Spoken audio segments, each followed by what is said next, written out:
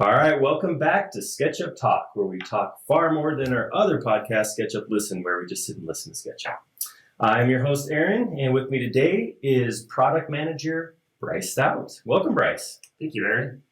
So we were just talking about this we were talking about a couple things before we started, and the one thing that we brought in a couple product managers. We had a couple of your coworkers, Mike Tadros, Peter Saul, Mark Harris, have all been in here. And I generally pulled everybody's title off their email, and they have product manager dash or slash something, and yours just says product manager. I like that. It's plain old product manager. So I'll ask you the same thing I asked them. For those who don't know, what's a product manager?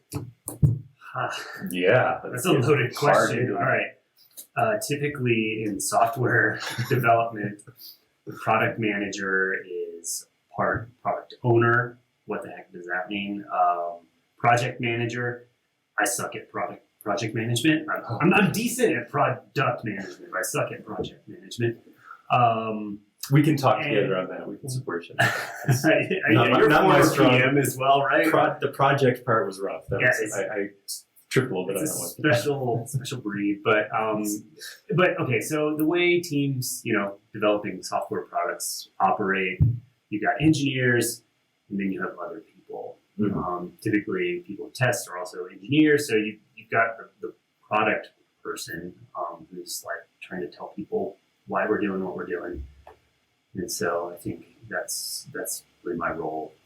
Well, and I think that's interesting because people who are outside of software development maybe don't realize that this isn't just 30 people in a room writing code. There's all the support infrastructure around. And I will never put down a developer because as far as I'm concerned, they're kind of magic. Totally. Harry Potter, they do stuff that I have no clue. Right. But I feel like in a successful company, what you do is you give those people the runway to go do what they do and they don't have to go figure out what it should do or how it should look. Or right. They tell them what. Right. And then they tell you how. Right. And you come up with a different version of what. But then you also, that happens too on the other side where you go to, sales or finance or, anything business related. You're like, hey, this is what we're thinking of doing. And then they tell you the narrow, they just kind of constrain it a little bit. And so it's fun because it's kind of this iterative process. Mm-hmm. And, every day is different. And learning new stuff all the time. So. And I think that was one of the things that I like when I did product management. I think that I liked that there was, we're talk to a different person or consider a different potential feature, and it was never boring. Agreed. Yeah, it's definitely never boring. It keeps it fun, I think. So, that's one of the cool things about, that's why I don't have like a dash on the product manager title. That was the next question. I just work on a bunch of different stuff. Even today. So, I guess if you want me to fill in the dash right now, I would be product manager. Let's go backwards. Let's go. Okay. What are you working on now, and we'll work backwards through your other things that have led to where you're at today. Wow. Okay, that's like a lifetime of. But it'll be fun. Okay. Yeah. So something. Today I work on.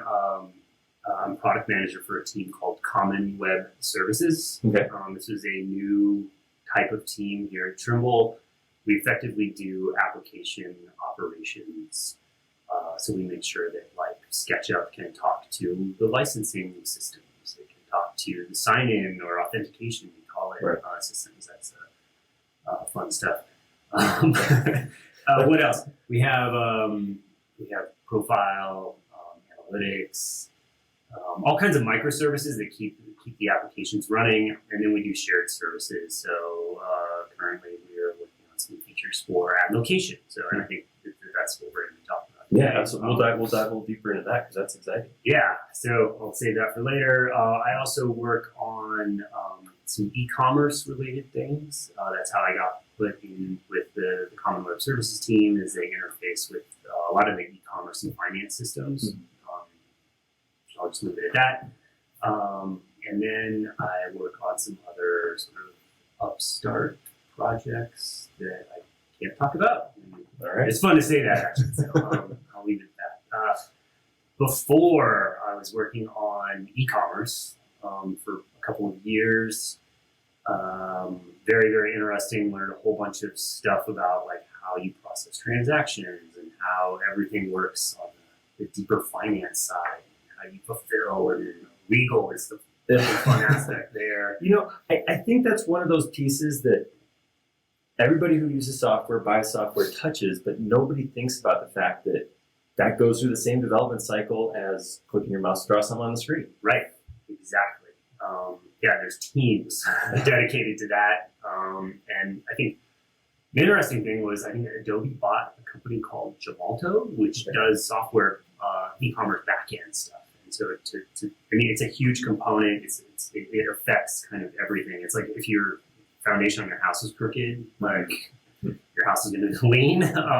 It kind of affects software in that way. So yeah, it was definitely fun. I worked on that for 2 years. Before that, I was a product manager on really just broader SketchUp Desktop. That's since been split out into multiple teams and then come back together. Prior to that, I was a product manager for Extension Warehouse and the developer community and APIs. Those have kind of been split out and reorganized as well. And that was before, because both Peter and Mike have touched on that. That was, the warehouse used to be two totally separate products. Right, totally separate backends. Yeah, now they've come together, which is a fantastic testament to Warehouse platform. I don't know if we talk about that. A little bit, yeah.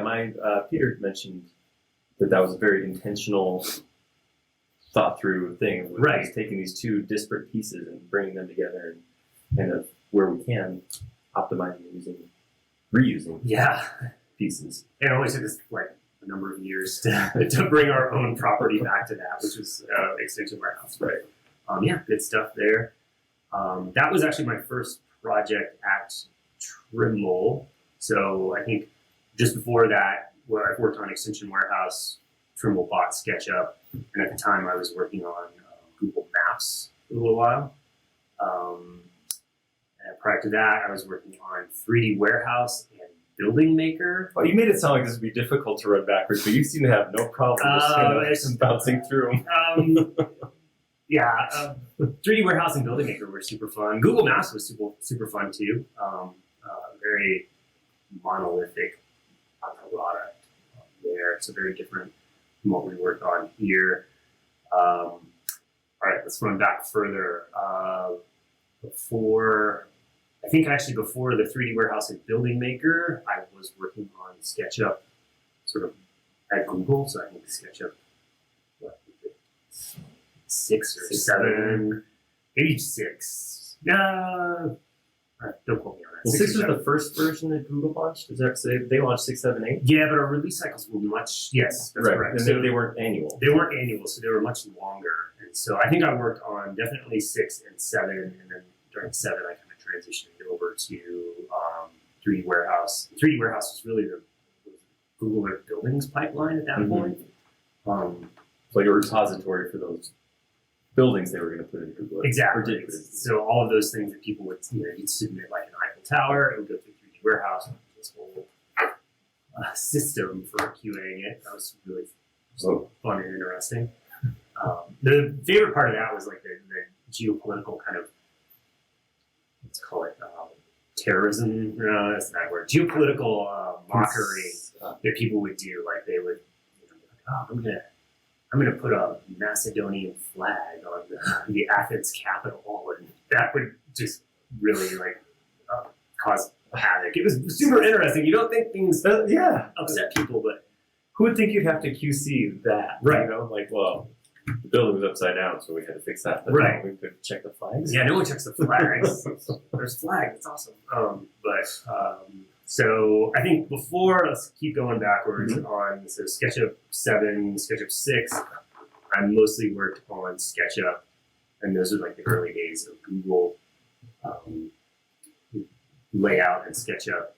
Were all kind of like one project, I think, at that point. Don't quote me on that. But yeah, I worked on it. You're quoting yourself on this, so I don't have to. Okay, good. It's not. I'm not going to repeat that. Okay, good. But yeah, so up until, so that's like 2007 era, we're way back in time at that point. And I just worked on SketchUp as a product manager since, I guess, roughly 2005. So through the Google acquisition, I was effectively a product, what was it? It was product designer. We had the role, it was called. So I was effectively like a UX person. We didn't have product managers back in that day. Right. So we would do like feature prioritization, some early mocks. So I'm interested in that. Was in Google, is that the same thing? Like my experience was a bunch of people sit in a room and basically like, here's what's important, here's what's important. Well, what do we think about, like, was it done by committee, or was there some, like, you said there's not a particular manager, but was there like a hierarchy, or was it a group, or how did they decide? Well, there wasn't a product manager, but I think the product designer was kind of filling that role. It's just a title. Okay. It was, and I had no idea what product managers were doing. And that was like a new thing. I think so that's about when development, when like either the product owner and product manager, those roles were really being kind of like solidified, I think, in Silicon Valley and that sounds nice. So, but yeah, as far as like prioritization, we had these backlogs, we had the forums, like the early days of the SketchUp forums were a huge resource for us. And so, if you go even further back, maybe we can talk about that separately, but if you go further back, we were, at one point your backlog is really short because you're a startup, right? And new software. Yeah. And you've got kind of like your MVP features that you're working on, and then you have like fixes and suggestions that people are working on. But then as you get to where we're at today, it's crazy when we come across like Jira issues, which are like, have been passed through multiple systems. So from Atlas software to Google to Trimble, and it's like a 12-year-old bug. When you like close it, you're like, you can like find the person who drafted it or whoever contributed. Like, hey, I closed your bug, and they're like, oh my gosh! And it's like looking at a high school yearbook. He's got 20 years of potential backlog to pick from. I know, and occasionally they surface. So it's cool though. That's awesome. But yeah, as far as prioritization in the early days, we were just trying to make SketchUp awesome, make it useful, and really kind of focus on, I think the biggest thing there was that SketchUp was a toy, and how can you model in, detail and do like, advanced projects, like architectural projects with it. So that's kind of what was driving, our feature set there. Well, when did you start at SketchUp? Was it Atlas? It was Atlas software. I think I was part of the first like group of interns. So the way I found out about SketchUp is I was taking a color theory class as part of becoming my bachelor's in architecture over the summer, and I saw this note on the board, like the bulletin boards, and it said, software company looking for architecture students to test software. And they had all these little flaps on it. And so I just took down the whole thing. I was like, this looks cool. And I called him up, I interviewed. I was interviewed by a man named Jim Holman, who some of our longtime users may recognize as our support lead at the time. And then one other person was our marketing lead, Sarah Strebe. And they hired me on. I was part of a group of about 7 to 9 architecture students, and we were just providing feedback on SketchUp. So this is like SketchUp as a prototype almost. There's no rotate tool. There's no undo. This isn't even version 1. This is version 0, like 0.0. I actually have a CD that says SketchUp pre-release on it. Wow. So when I feel good about, I'm like, yeah, I came on SketchUp 6. You're like, please. Yeah. I think I still have the original SketchUp socks. That was Sarah you just mentioned. She was the one who came up with that idea. Yep. It doesn't stink socks. Awesome. But yeah, that's how I came on board, and I went kind of from intern to like support person / QA. And back in the early days, there was like 10 or 12 of us, including engineers and CEOs and business salespeople. We had like one sales guy.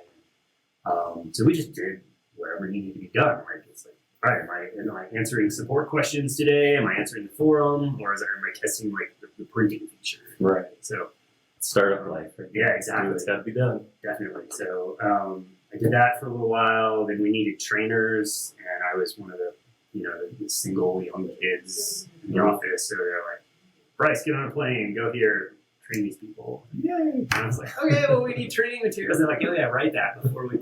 But again, it was just whatever needed to be done. That's awesome.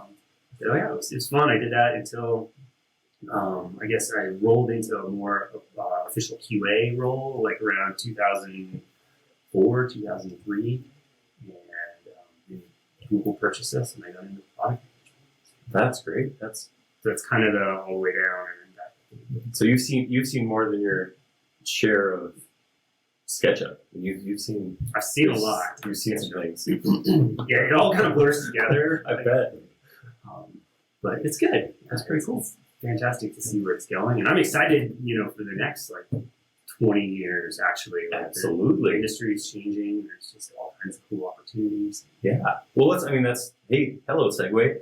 Let's talk about that, because there's as of not as the recording, but as the time of the release of this, there'll be a newer feature that'll come out that you were heavily involved with. Yes.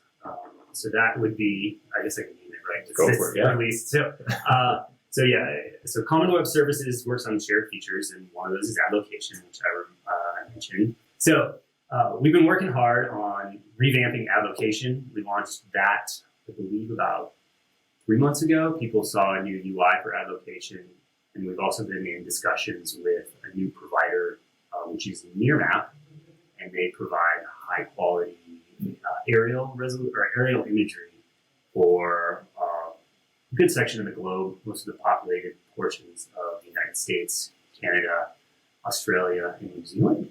Wow. So this is a replacement, well, not a replacement, I guess it is a replacement. So back in, this is actually a really kind of interesting way that markets work, right? Like back when we were Google gave away ad location for free, effectively, because they wanted people to add buildings to Google Earth, and in order to do that, you needed to geomodel. That was the buzzword at the time. So you needed really high resolution aerial imagery. At the beginning, it was like satellite imagery, and then Google started flying planes. And so they released, I think they had most of the US, they had parts of Europe, I think.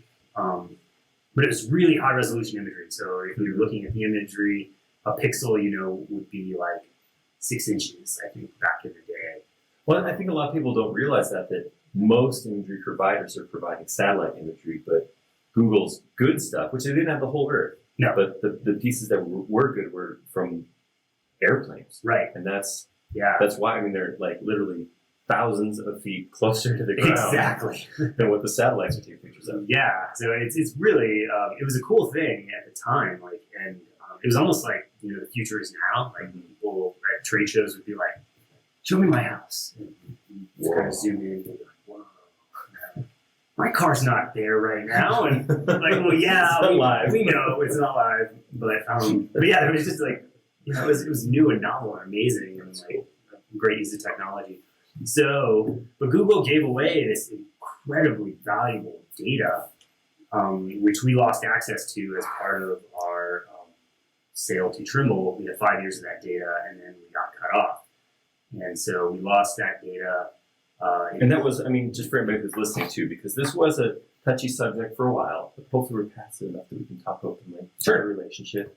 That wasn't, Trimble didn't say, well, screw you, Google, we're not going to use you. This wasn't like a negative thing. That was just part of the acquisition. There was a deal in place that said, Trimble, you're buying this code, which is SketchUp, and for 5 years you get to continue having open access to this service. Right. Then after 5 years, you have to find something else. Well, it was more like 5 years was just we'll give you 5 years, because Google didn't know how big the how much our users would still be contributing to Google Earth.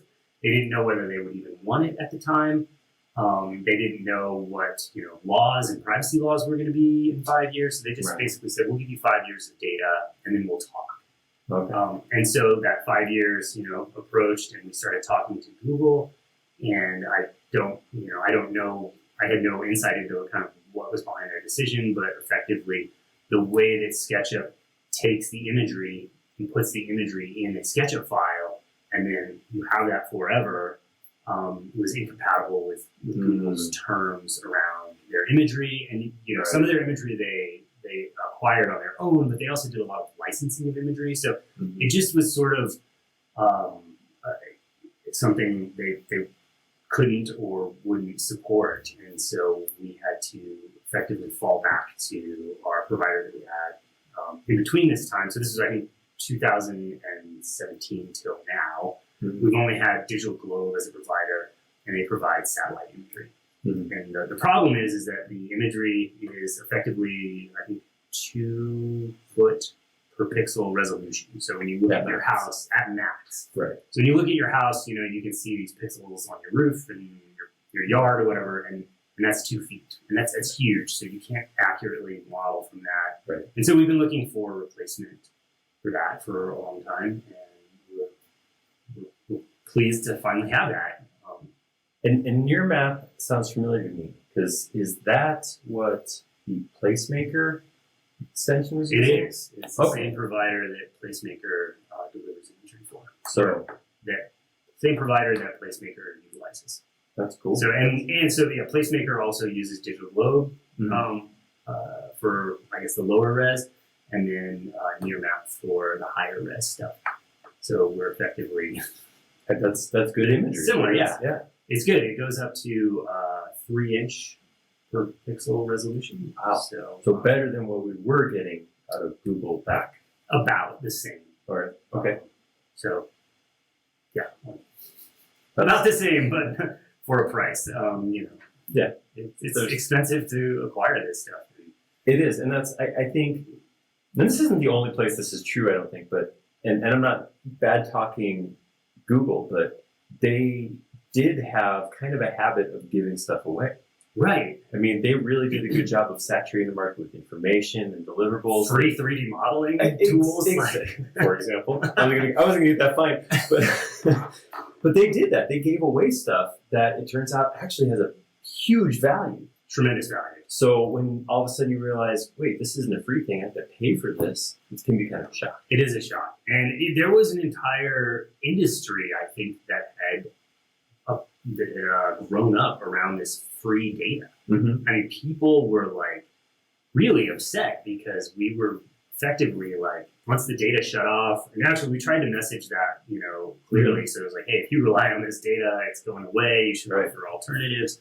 And, people didn't read that as closely as they should have. And I think like solar installers, roofing estimators, like people who were used to looking at fresh data and getting some accuracy and estimation from it were really left out to dry a little bit. Yeah. And it was hard. I felt bad for people. Right.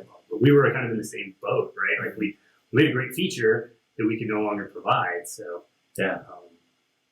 We didn't enjoy that. I mean, that wasn't like a, no, like nobody enjoyed that we had to do that, but we didn't have another solution. I mean, I think we kind of did our best with what we could. Correct. With Digital Globe, but yeah. So, but yeah, no, we're back today, and awesome. Yeah, I'm pleased to announce that it is a pay-for feature, but that's in order to provide this, we have to charge for it. So, right.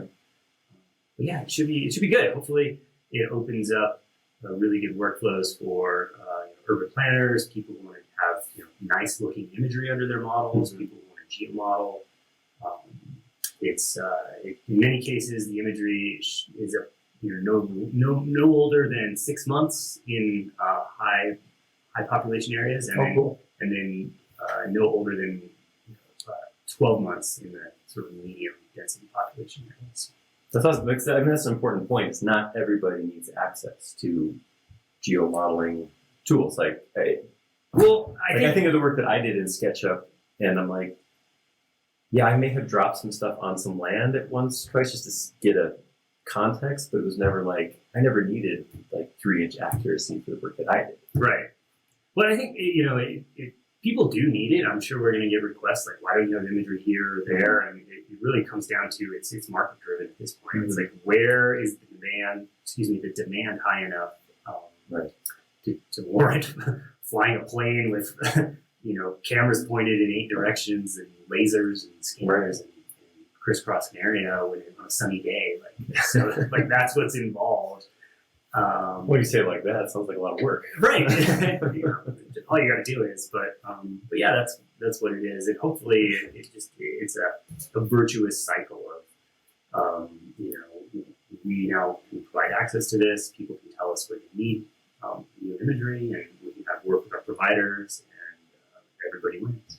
That's great. So if you're out there and you're using it and you have input, is the forum the spot to give feedback? I think for now, maybe we can have some. We might try and launch like a requests kind of feature in there, like request imagery. But don't quote me on that because it's months ahead of time. That's when we're talking. Recording. Okay, but I mean, just forums to throw that out though, you are one of the people who are on the forums. You do actually take advantage of that, and I do. I try to respond to stuff. Again, it's I can't believe how active the forums are, and kudos to our stages. And that's incredible. It is incredible. So. All right. Well, we have come to the portion of the show where we dive into your personal relationship with SketchUp. The segment we call How Do You SU? So we're going to run through your experience with SketchUp with some the way you retained all of your positions back to 2003 or something. I have no worry that you'll be good already. All right. So do you remember, this will be the big test, the first thing you modeled in SketchUp? First, which would have been version pre-release. I modeled in SketchUp. Unless you want to pick a version that you made in like an official release, you're allowed to first step forward. So in testing, I was an intern and they were like, test the software. So I think what I did was I just modeled all kinds of random stuff around my house.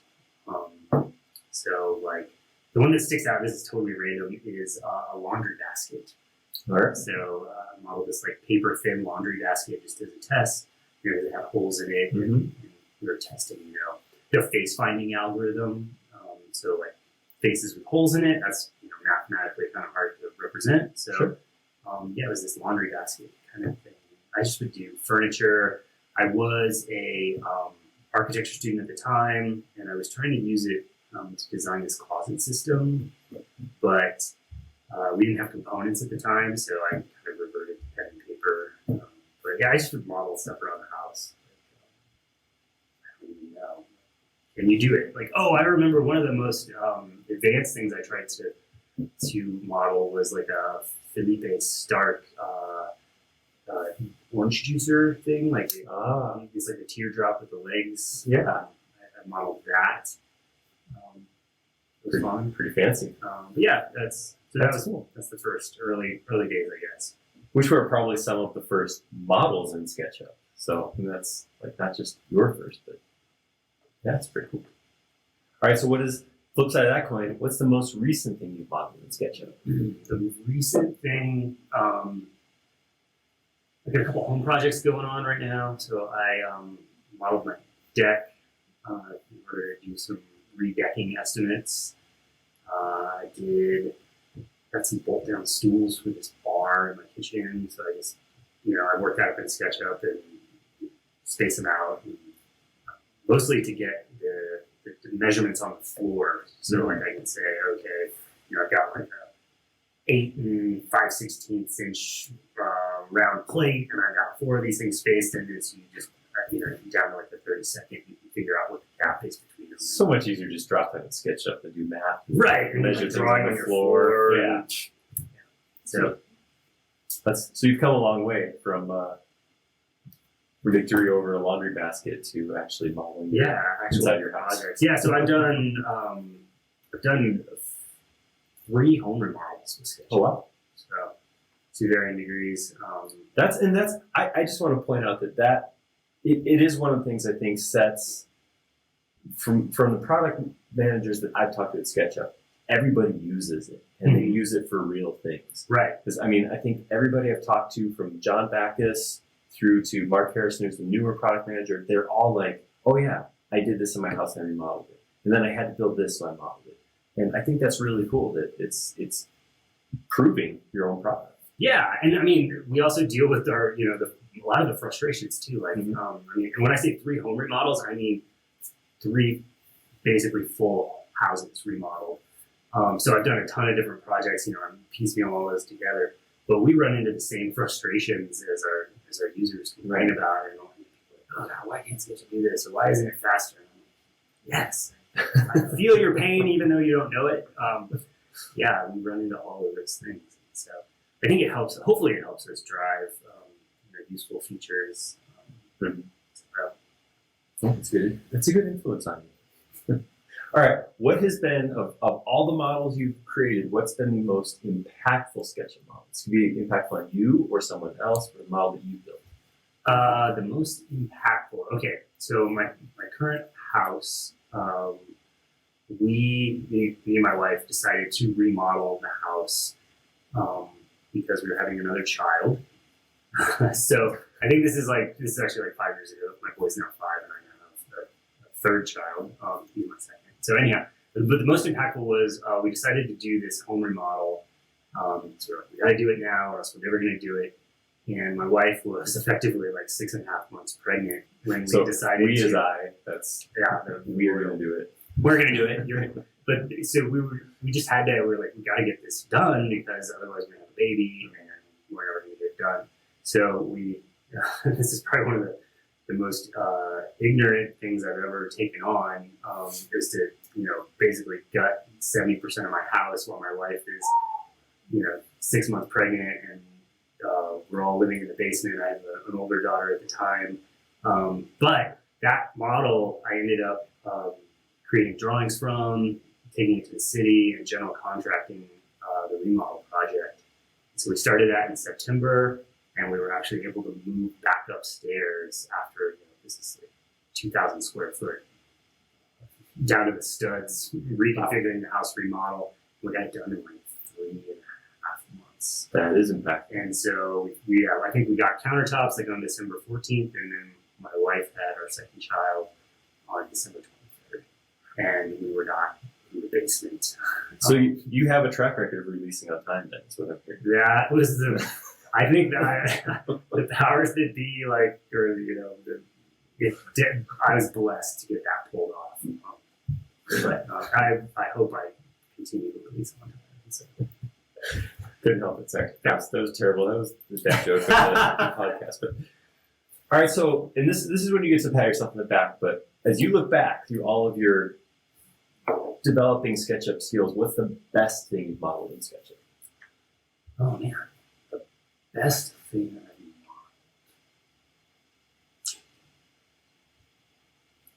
There's so many of them. So what I actually really love doing, and I haven't done this in years, is we used to go to trade shows. Well, I used to go to a lot of trade shows, but less so now. But we would just sit on a stool or stand at a computer and it was like, model that for me. Someone would come up and go, how do you do this? How do you do that? And so I always had a really good time just building things for people, both people who didn't know what SketchUp was, or people who knew SketchUp a little bit, but they were like, wait a second, how are you doing that without a mouse or with a trackpad, or how do you orbit at the same time, and all those things. So I'm totally gonna change your question, but I think that modeling on the fly, where people are like, whoa, that would have taken me a week, and and whatever tool I know how to do, or by hand, and we just did that in 20 minutes at a trade show floor, and then you delete it. They're like, no, send it to me. And you're like, oh, I think I did that in some cases, and in some cases others. But that's what I think are the places where my model has had a lot of, impact. That's cool. I forget how you phrased the question. That's for best, but that's the best. That's the worst. Let me think about the best, if I can see if I can come up with it. Because again, I just slowly modeled houses over the years, 3D printed. Oh, well, okay. So I'm like a polyhedra nut. I like the dodecahedrons. Oh yeah. And, truncated tetrahedrons and all that stuff. And so actually, when I came back to Trimble as part of working on new extension warehouse. We had all those 3D printers in the office. I think Right. this is, We had a massive for. yeah, we had like a row of them, Yeah. and I always wanted to have like a polyhedra tool because I grew up, with like Legos, and Constructs, and Capsella. Do you remember all those like, buildable tools? And I just wanted to build this like linkage system that you could build polyhedra out of. So I printed up all of these like hinging, snapping together pieces. And was able to like print them out. It's on my desk. It's that multicolored thing. Oh yeah, I've seen that. Yeah. And so those are, I've only printed up to the pentagons, but I think I did all the way up to like nonagons or something. So That's pretty cool. but they all snap together, and I should pick it up again because I think the new printers we have are more accurate. So. Probably, yeah. Get a higher fidelity and stronger part. And I was like, oh, I can retire off a toy that I make. Or it'd be really cool on my desk. It should be really cool on my desk. Cool dust collector. So that's probably the best, most accurate model that like I actually That's cool. produced. Like it went from like ones and zeros to like physical things. That is pretty cool. That first like 3D print you're proud of is a pretty neat accomplishment. It is, yeah. That's another one of those. The future is now, like on your screen to in your hand. That is pretty sweet. Now if we just do it a little bit faster, that's my hand. But anyhow, all right. Flip side of that coin. What's the worst SketchUp model you remember modeling? Worst. You can interpret that however you want. Process, situation, final result. I think I've often been I don't know, I've done a bunch of crappy models over the years. Again, I probably deleted more models than most people have started. But I'm always blown away too by the way. So SketchUp is a faceted modeler. We represent things with faces, and how much trouble like that notion of like paper thin faces can get you into when you don't account for it. So I mean, it's much harder to you can estimate something, but maybe you don't realize the width of my saw blade is something, and if I screw up my stair treads, they're not to code, and the guy like makes me build them over again. Like everything, including paper, actually has thickness. Yeah. So yeah, I think those. I've never had something bite me that bad, but I'm always like, that's why these are not to my OCD standards of like symmetrical material. Yeah. So that's kind of a common thing to watch out for. Well, that kind of dovetails right into our final question, which is, and you'll have a lot to choose from because you talked about training way back at last days, but what's that one thing you could tell new users to watch out for, or you see new users do wrong you want to correct? I know this is hard to narrow it down, but what's that number one tip? It's have a 3-button mouse. All right. Yeah. Hardware. And realize that, it's maybe not hardware. You can do it with a trackpad, but learn how to orbit and pan and zoom and do your view operations while you're in the middle of a tool. Because